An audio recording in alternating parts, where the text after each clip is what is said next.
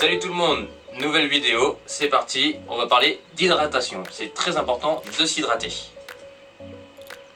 Mais toujours avec modération. Mais toujours avec modération, voilà. Non, je vais arrêter mes conneries. Ça sera pour tout à l'heure à la fin de la vidéo. Hop. La partie que vous voyez pas. Hein? La partie que vous voyez pas après la vidéo, l'apéro. C'est ça, la partie que vous voyez pas. Donc on va parler de l'eau, tout mon système d'eau, où on prend l'eau, les cuves, le système de surpresseur et tous les filtres, les chauffe-eau, je vais tout vous montrer. Donc, on commence. Coucou tout le monde, donc avant de vous montrer notre système d'eau, il a d'abord fallu débarrasser l'ancien bureau du médecin. Et oui, là, la cloison est faite, mais vous verrez ça plus tard.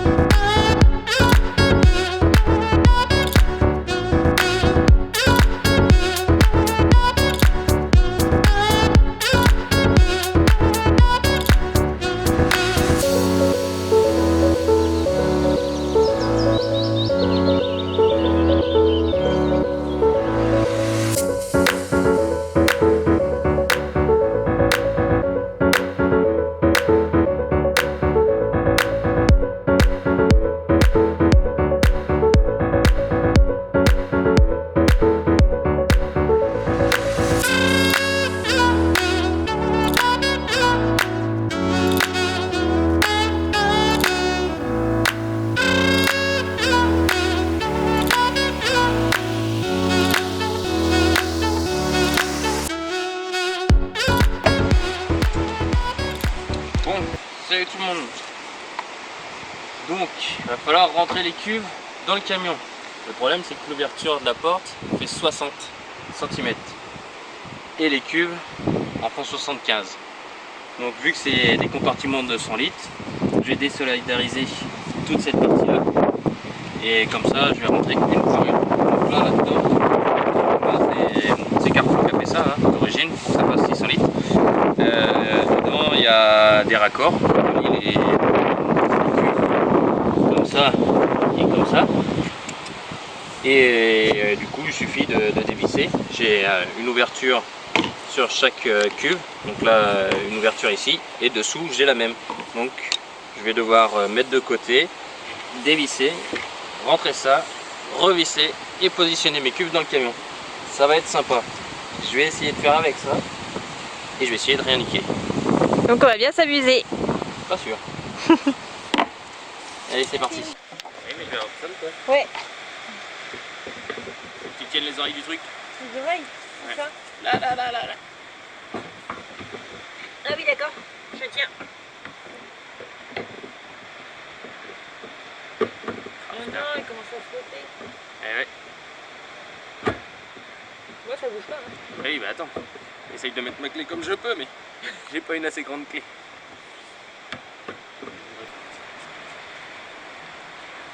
Ça filme là? Oui.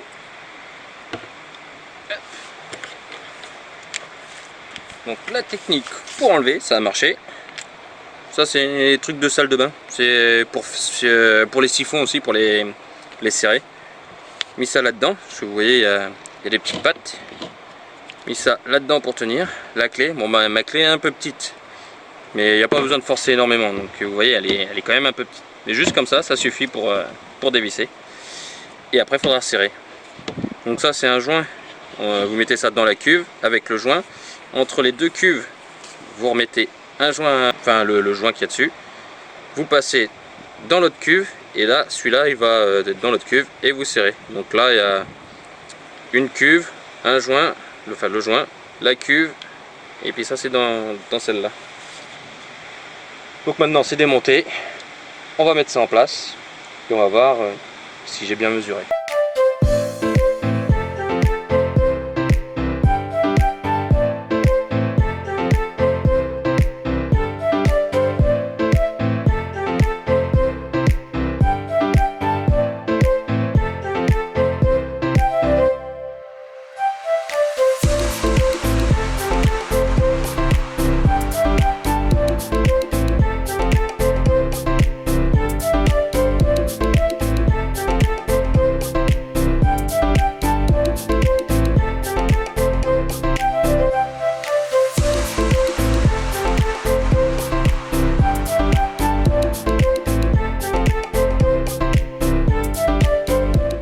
est, les cuves sont montées. Donc vous pouvez aller voir les trous qui ont été percés par Carflow pour relier les deux parties. Et il y a la même chose entre ces cuves là, pareil. Donc là, on va remettre les parties en place. Je vais positionner les cuves, voir si j'ai bien mesuré, si mon tracé est bon ou pas au sol. Donc là c'est le lit.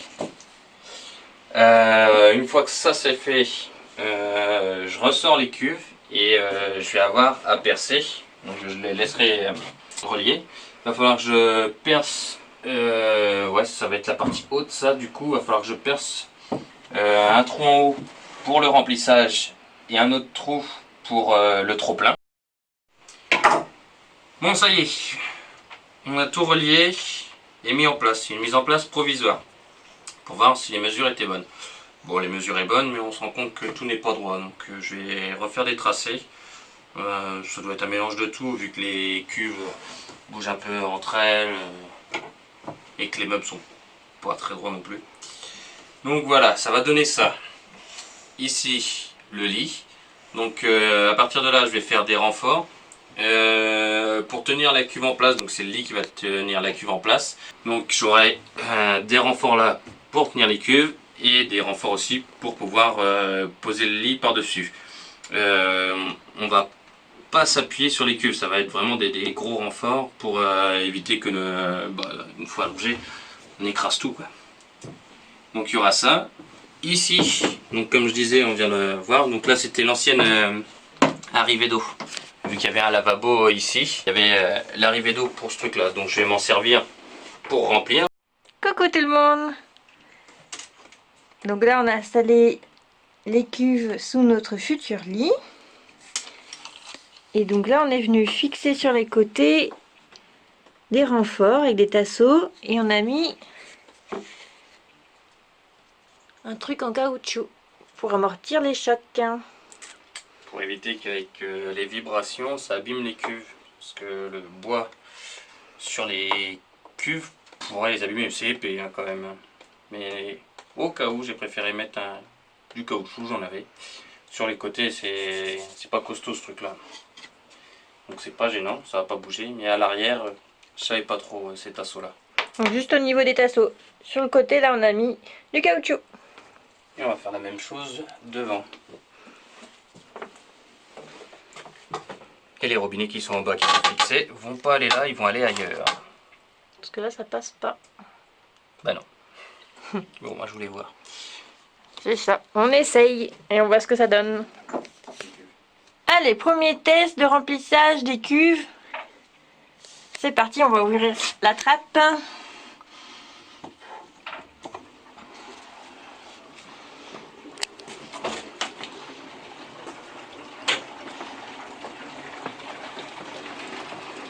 Bon, ben ça marche bien.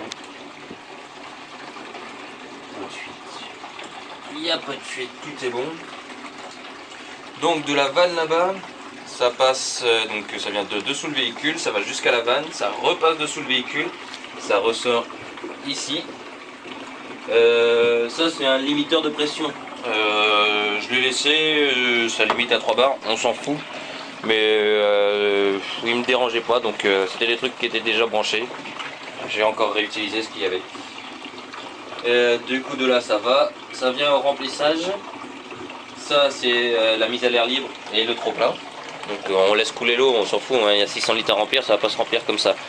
Et après là-bas, en bas, la sortie, direction, hop, pardon, direction ici, direction montée.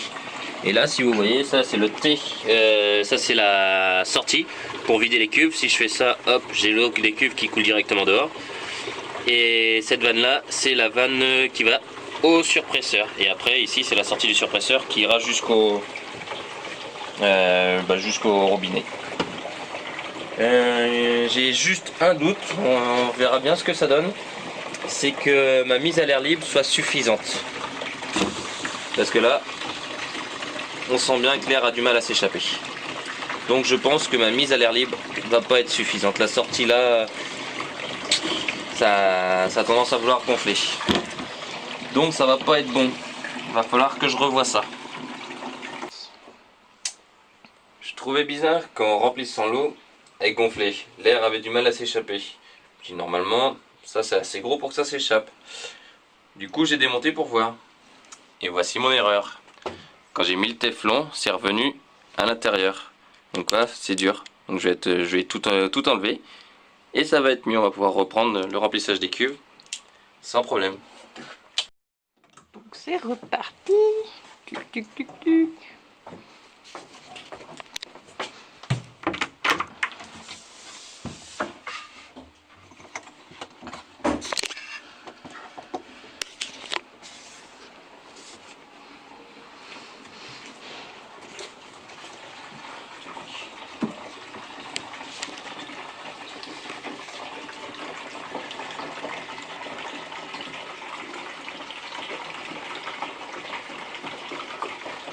Bon, on sait qu'elles sont bien étanches, hein, vu qu'elles gonflent.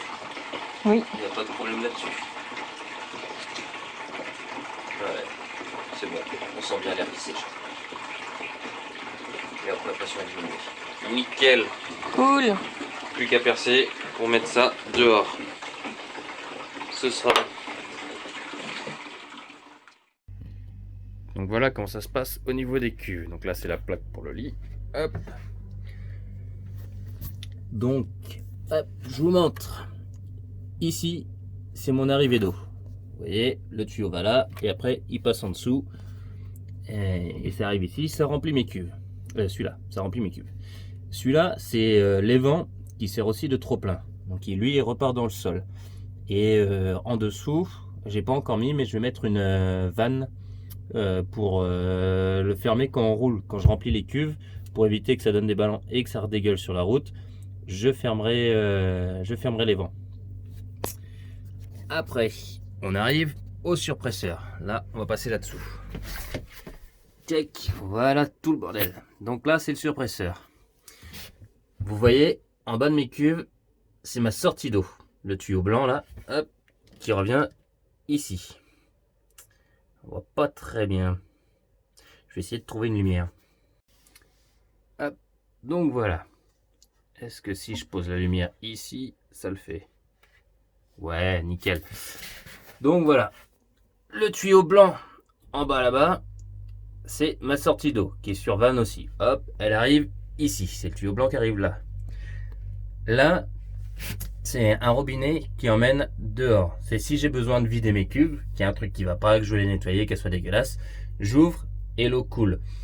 Il y aura aussi une vanne sur ce tuyau là, parce que ça me servira pour dehors, si je veux remplir un seau, si je veux me laver les mains quand je fais de la mécanique.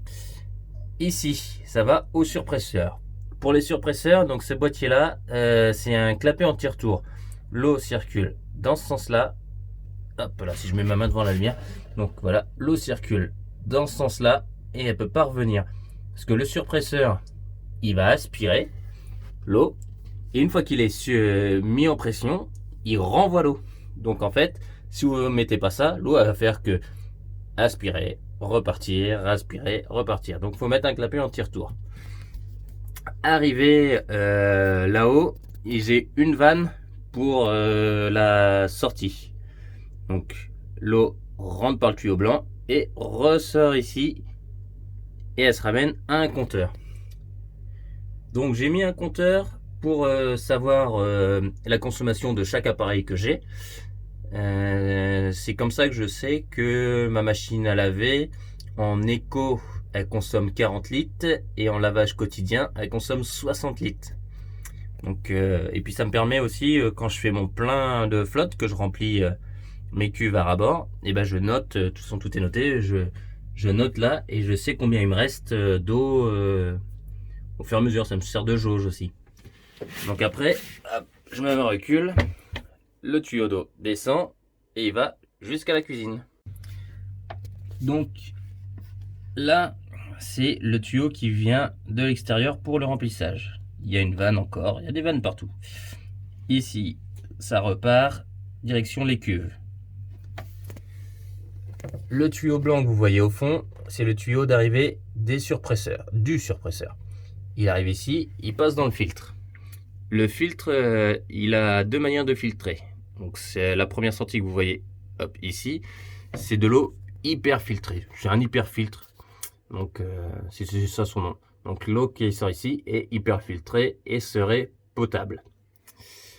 Hop là. La sortie en haut est un peu moins filtrée et nous sert pour la machine à laver et pour aller à la douche. Donc l'eau hyper filtrée passe là et arrive au filtre UV qui crame toutes les bactéries, les microbes et tout. De là, ça arrive à ma nourrice. Avec ce bouton-là, j'ouvre et ça me permet d'envoyer l'eau où je veux. Celui-là, c'est pour le chauffe-eau. Celui-là, il va servir pour l'arrivée d'eau froide pour le robinet.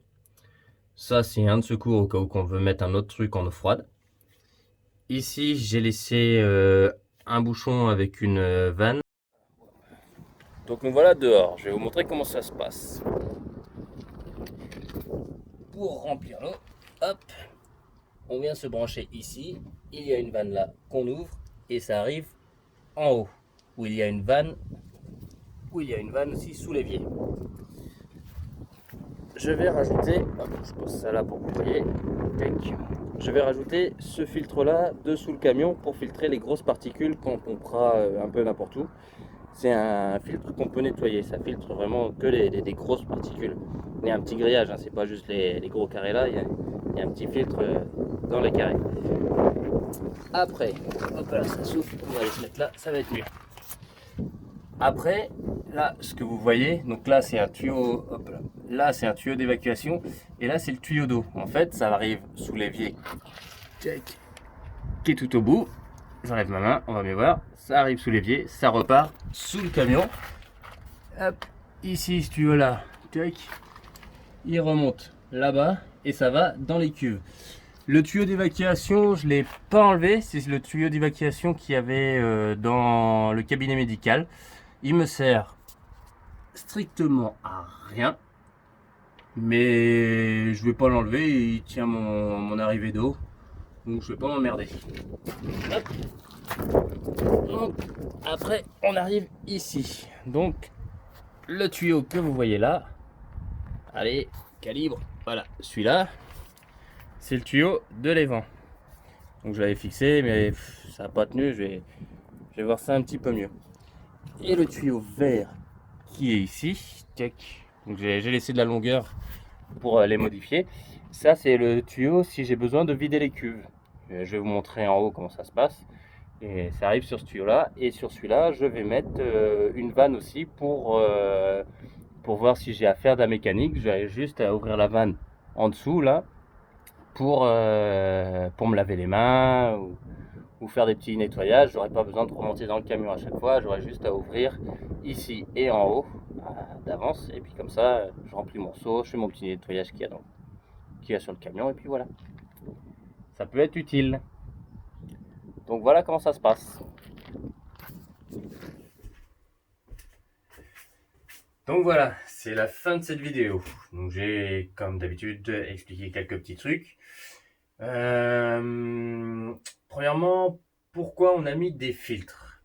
Parce que ça pourrait servir à rien si on prend l'eau dans des stations potables. Il n'y a aucun intérêt à mettre des filtres. Vraiment pour filtrer le calcaire, l'eau est potable, il n'y a pas d'intérêt à mettre.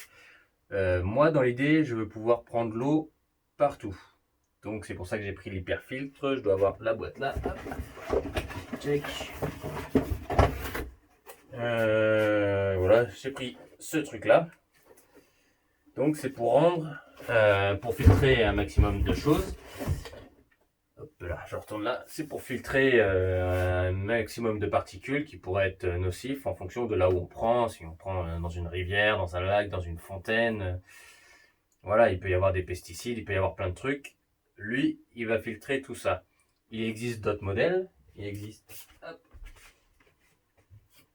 existe ces modèles-là à cartouches, vous savez, il y en a plusieurs. Il y a celui-là, il y a le filtre à charbon, le filtre à microparticules et tout.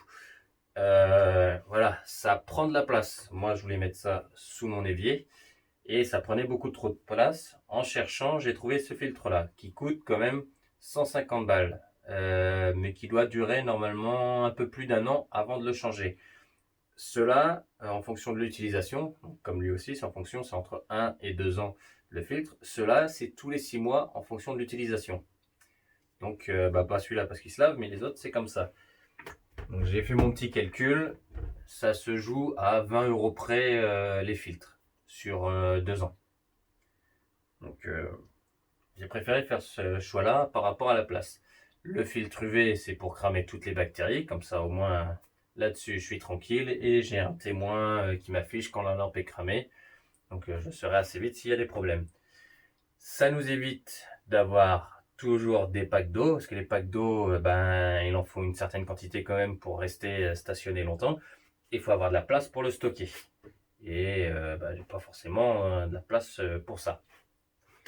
J'ai choisi aussi un chauffe-eau électrique ici pour éviter d'allumer le gaz à chaque fois à l'arrière au niveau du chauffe-eau et obligé de vider tout le conduit d'eau froide pour avoir de l'eau chaude. Là, j'aurai un chauffe-eau qui sera juste pour l'évier, c'est quasiment instantané, il n'y a pas de gaspillage d'eau. Donc c'est pour ça qu'il est là, c'est un petit chauffe-eau électrique 5 litres. J'ai regardé en niveau consommation, il me bouffe, une fois qu'il est à température, il me bouffe quasiment rien en électricité. Il fait que du maintien de température. Donc c'est vraiment bien. Donc c'est pareil, c'est un truc à réfléchir. Si on vient utiliser l'eau, on fait pas ça quand la nuit est tombée ou un truc comme ça. La vaisselle du soir, elle sera faite le lendemain matin pour éviter de mettre le chauffe-eau en route et qui consomme beaucoup d'énergie. Il y a des trucs comme ça à calculer. Qu'est-ce qu'il y a d'autre là-dessus? Donc oui, je mettrai le lien du chauffe-eau et des filtres si ça intéresse les gens. Qu'est-ce qu'il y a d'autre? Le compteur d'eau me sert pour la machine là.